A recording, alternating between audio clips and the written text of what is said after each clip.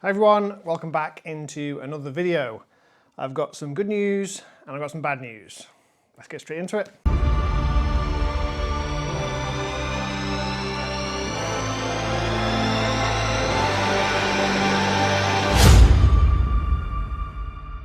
So the bad news is, I haven't got my bike yet.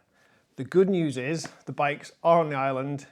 They've come running this year, so instead of us collecting the bikes, having to do all the running mileage, then putting them back in for the first service, what we've done is we've decided to let all the work get done on the bikes first. So all the GPS stuff and the bigger screens and things like that. So get all that done. So once we collect the bikes, they're ours to keep, then don't need to go back in maybe once or twice again to have work done. So to be honest, it's a better way around. With the bikes coming running, it just takes out that window of having to sort of get out every night or every other night.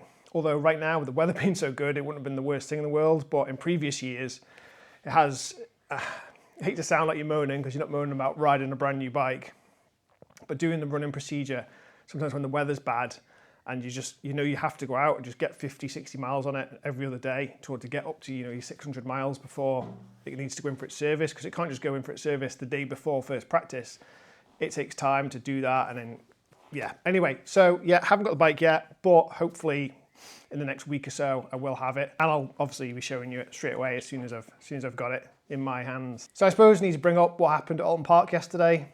I'm really looking forward to watching BSB as I do every year, and I sat down. I nipped into work yesterday morning, so I'm filming this now on the Tuesday, and I went into work yesterday to get some paperwork and some stuff done. Need to be home for 1 o'clock for BSB.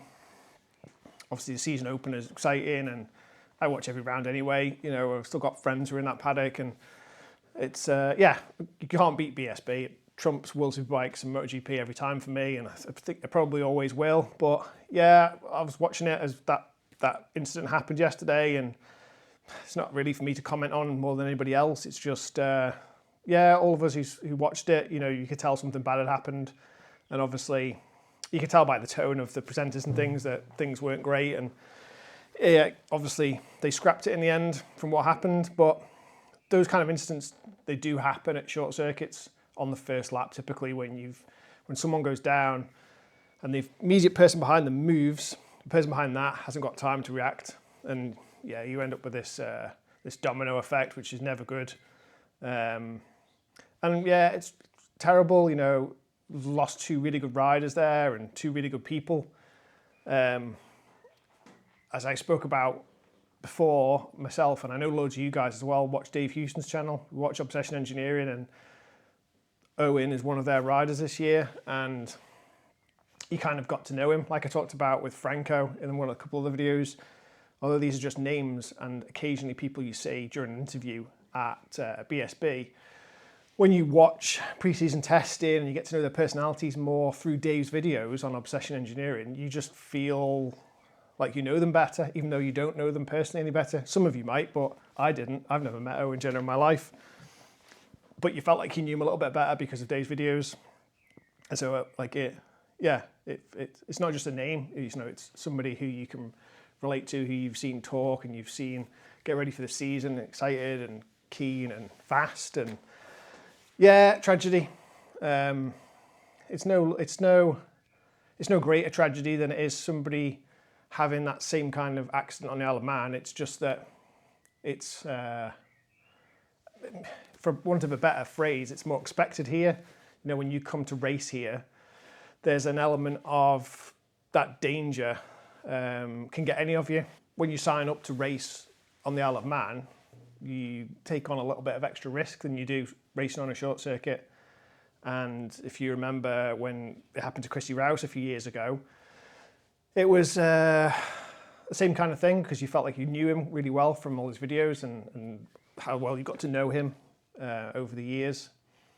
And there's people who won't come and do the TT but happy to do BSB because they don't want to take that extra risk. So it almost doesn't seem fair that it happens at short circuit.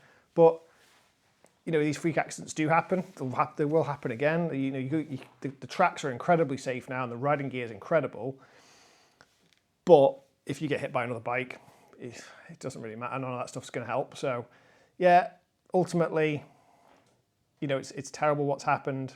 and Shane Richardson as well. You know, I didn't know Shane at all, but you know, another young lad, young family.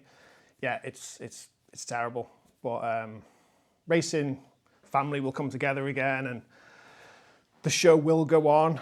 And as you'll have seen, all the guys are basically in Northern Ireland now. All the road race part of the BSB paddock, they all turned up this morning, ready for first practice tomorrow, and they know the dangers as well as anyone. It doesn't take anything away from what happened yesterday, but I don't know, I think it's sometimes important to just address it, talk about it, because you don't see a lot of people talking about it. You'll see loads of people typing about it, but yeah, I don't know if it helps, like with the way people process things, to have somebody on a camera talk about it. I don't know. I didn't even know if I should really mention it, but at the end of the day, I watched it, I saw it the same as all you guys did, and then it's on your mind the next day, isn't it? And obviously you talk to your friends who were also watched it, and it's been on mainstream media, because obviously there was 2 people involved and 11 bikes involved, and then you can have loads of people calling for all sorts, but we'll not get into that. Yeah, so just wanted to mention that, and my thoughts really, obviously with the guys, friends and family, but really Dave Houston. I imagine he's just feeling so bad about the whole situation. So as I said, the guys all rocking up in Northern Ireland this morning, and the first thing that's great is the weather forecast for the next, not just the next few days, the next week is just really, really good, and it's getting a little bit warmer each day. So it must be so nice for the organisers, and we know what it's like here when you know that there's no rain in the forecast. So tomorrow morning, they're going to close the roads, they're going to go out practicing, and it's going to be sunny. And they're going to do the same Thursday, racing Thursday night, not worried about wet roads and showers and puddles here. It's just going to be dry, and that's brilliant. And then Saturday looks like it's going to be even warmer again for them. So brilliant for the Northwest, for the organisers, for the riders, for the fans, for the marshals, for everybody involved in it. Having that guaranteed, I'm going to jinx it now, like guaranteed good weather for the next week is brilliant. And hopefully it continues all the way through till the end of August into September, until Grand Prix is finished. Wishful thinking, but you never know. And for me, the Northwest, I love watching the Northwest. I've never ever seen it in real life, and everyone says you need to go. Right now, it's too close to TT. Obviously, with being a travel marshal and having so much on during TT and having to take so much time off work, I can't justify taking any time off this week as well on the lead up to TT. But I will get there one day. But I just love watching it on telly. You know, I'll have it on at work tomorrow, and I just love having it on. And then, especially Thursday night, get home from work, get sat down, get the TV on, and start watching the racing on Thursday night. And then all day Saturday, and it's great. And obviously, you get a few specialists at the Northwest, like Richard Cooper, who doesn't do the other roads, but he does do the Northwest. It's interesting to see how those boys sort of mix in with the real road races, if you like. But yeah, I mean, if you go off last year's form, it was basically most of the races were between Davey Todd and Glenn Irwin. And obviously Glenn's not doing it anymore, so you think Davey Todd's going to just disappear. But Davey, like, he was struggling a lot at Oulton Park over the weekend. Obviously in the superbike class now, and obviously it is harder. But especially in that first race yesterday, he was well off the back of the group with a couple of other riders. But we'll see. I mean, we'll find out when we for the next couple of days who's got the pace. And I just love watching the Northwest 200, and I'm really looking forward to it this year as any other year. And it just means as well that TT's that ever a little bit closer to getting here. Interestingly, going off the video I made about the different classes we can have at the TT now, and in terms of the ratio between how many views and how many comments it got, that must be the highest ever. So loads of people have got a real good opinion on the bike classes.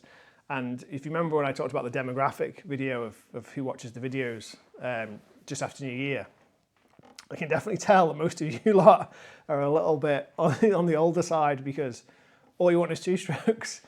Grand Prix bikes, 2 strokes, bring them all back, you say. Obviously, that's not going to happen, but you can come to the Manx Grand Prix and see all that, hear all that, smell all that. So it does technically still exist, and it does still get raced around here, because one day it won't anymore. And everyone will be talking about the days when we used to be able to see, hear and smell those bikes. But those days are still here. You can still experience that at the Grand Prix. So any of you guys who've been to the TT and not been to the Grand Prix, I would definitely recommend it. You know, it's a bit quieter, a bit more chilled out. The weather doesn't typically tend to be quite as good, but last year's TT weather wasn't very good. So, you know, there's no guarantees. And if anything, we're definitely due a good Manx Grand Prix weather-wise. But most importantly, it's back to 2 weeks now as well. So it's not just that condensed bank holiday bank holiday weekend of racing. It's back to the full week, which makes it even more of a reason to come and see it. Easy to get to your vantage points, won't be quite as expensive. There's numerous reasons to come, especially if you're into the older bikes. But yeah, there's my little sales pitch for the Manx Grand Prix. But yeah, that's pretty much it.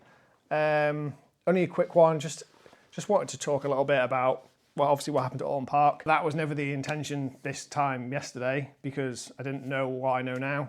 It was just going to be a bit of a Northwest 200 preview and a bit of an update on where we're at. Yeah, I definitely think it was worth mentioning something about what happened yesterday. Just acknowledging what happened, and from me to other bike people in the community, rather than it just being like on the Sun YouTube channel, because it's going to get them clicks for a headline. So yeah, it's just my sort of my take on it really, and coming from somebody who actually cares about what's going on, not just some newspaper who wants to get clicks. And I know you guys feel the same way about that too. So yeah, we're in the same boat on that one. But Northwest 200 starts tomorrow. Can't wait to see the boys out there. Let's hope it's a nice, fast, safe one. And hopefully I'll have an update for you on the bikes within the next week. Thanks for watching. I'll see you in the next one.